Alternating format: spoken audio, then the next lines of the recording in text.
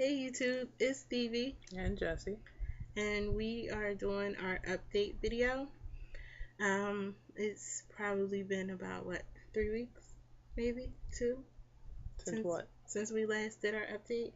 Oh, really? Yeah, I guess so. Um, so there's been some things going on with us.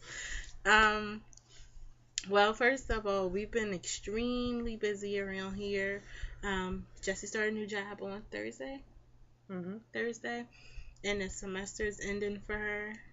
So she's been busy. School's starting for me in a couple weeks, and school's gonna start back up for her in a couple weeks. So we'll both be working and in school. Um, what else? We kind of finished potty training, kind of, right? When she feels like it. She's been in underwear for like a month now, so it's going pretty good. It's going pretty good. Oh, yeah. So with our TTC, um, so for the last couple weeks, I've been telling Jessie that I wanted to have a baby, but she's been kind of talking me out of it, I guess. And Then, randomly, um, it just hit me after I was going through some papers and I found, because women are weird, I saved, yes, I did. I saved one of the little tube thingamajiggies where we bought our first sperm thingamajig, whatever you call it. What do you call it? Dosage? Um, so anyway, I saved it and then I was looking for something and I came across it and I was like, oh my god, we could have had a baby by now. But then I was like, she ended up going to the hospital and things happen the way it's supposed to happen. But then it just kind of hit me like, so is it? That's it? You're not gonna have another one? So it was just kind of like maybe I should just go talk to her and see how she feels. And she was just kind of like, I told you we was gonna have another baby, blah blah blah, point blank. In 2 months, we're inseminating again. there you go. That's pretty much Bing! it. Yeah. So we're starting all over again. Yep. Um, So this time it's a little bit different. Um, like we said in our last video, the specimen that we got, the second specimen that we got was thawed. So we were both extremely upset. And then the first insemination, the only insemination, didn't take. So we're emotional people. So we were upset about it. But went to the hospital. They took out that ovary, so now we know that we have a better chance. So we're going to try to stay up on our updates because we have a lot of things going on with us.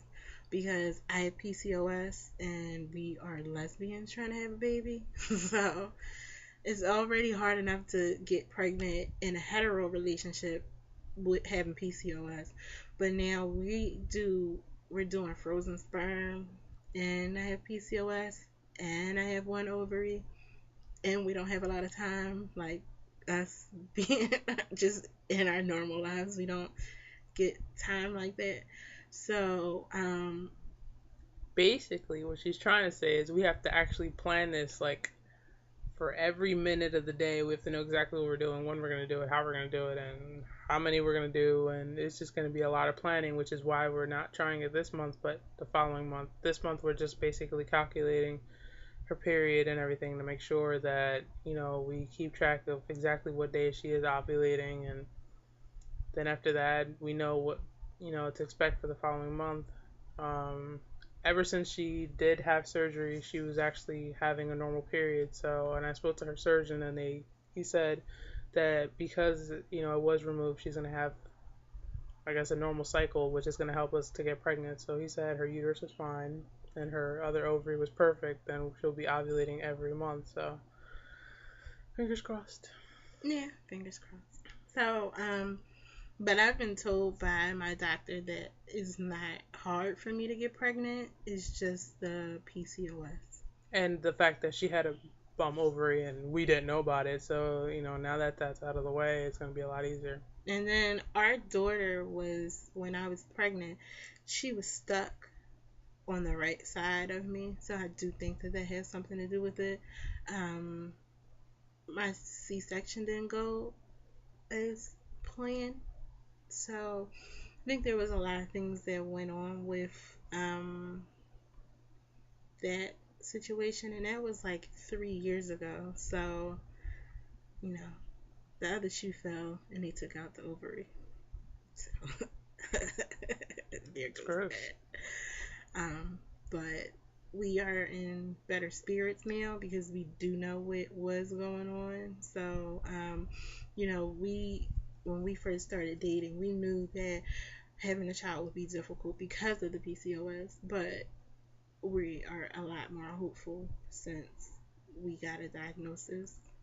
And I'm going to my doctor soon, so we'll see what happens when I go to my doctor and say, hey, We're trying this again. we're trying to have a baby. Oh, and by the way, a couple months ago, they took out one of my ovaries. She finds this humorous. I don't know. Snip, snip. I think it's funny. Wait, in other news, I did lose 20 pounds. Oh. So I am still going to the military. I do have videos up somewhere out there in the world. So we're doing quite a bit. Mm-hmm. Oh, because I'm losing weight too. I don't know for what, if she gets pregnant. So, yeah, so we're just doing a lot. Yeah. For some reason, women think that if it's two of them, we should just do more than a regular heterosexual couple. But we're doing good things, a lot of things, not like bad things, a lot of things. This is why women go nuts. They just want to do everything. True. Okay, so we were talking earlier, and we have a question for all of you guys out there.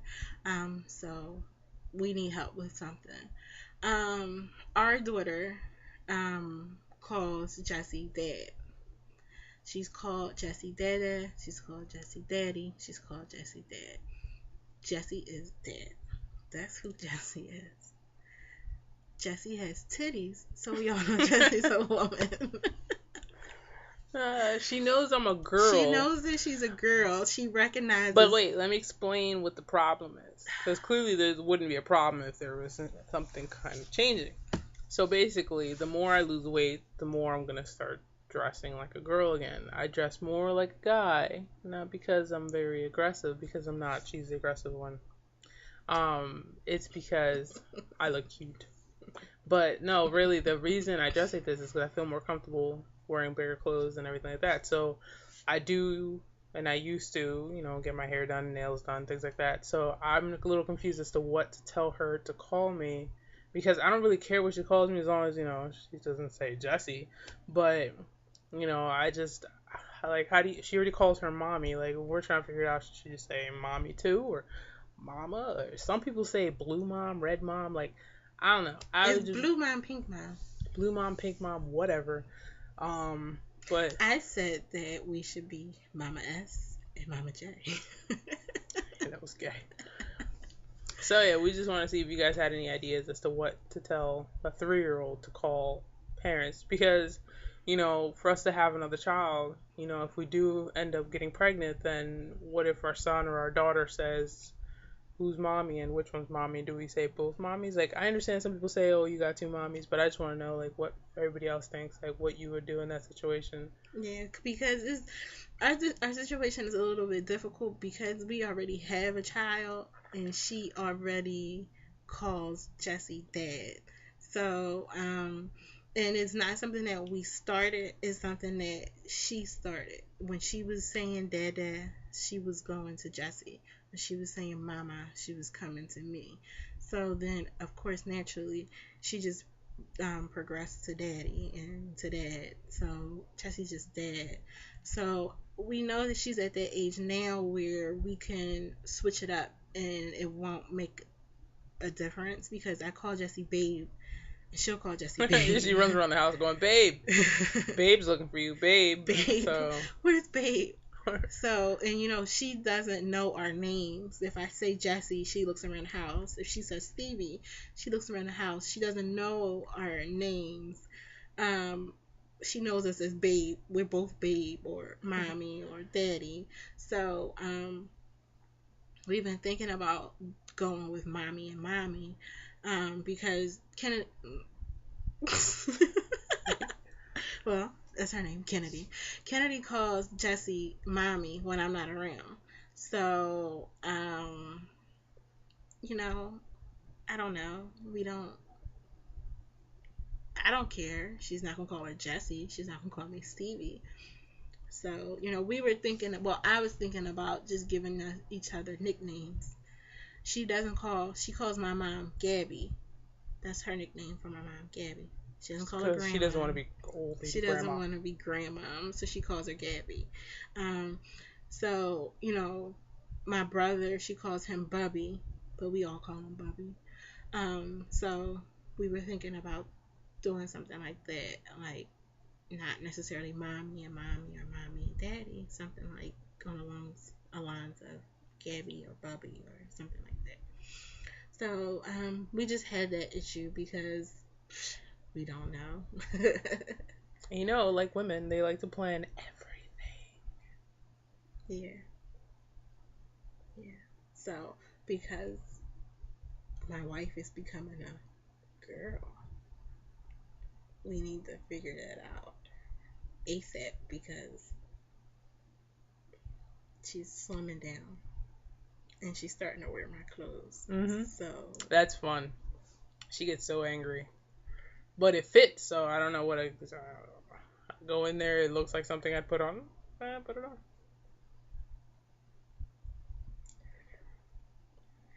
So what's mine is yours. What's yours is mine. Yeah. So that is our dilemma. It's not a dilemma, it's a situation. It's a situation. There you go. So that's the situation that we're dealing with right now. So if you could just inbox us, leave us a comment, tell us what you think. And point blank, we're back to TTC. Is that what you say? Yeah. Trying to conceive. We are trying to conceive. Round 2. Again. So, September, maybe. October, definitely. We will be doing it all over again. At-home insemination, ICI, frozen sperm. Yep. We will be doing it again. And this time we will film us taking out the specimen this time since we already know what we're doing. Yeah. All right, well. So, that is it. Just leave us a message. Let us know what you think. And bye.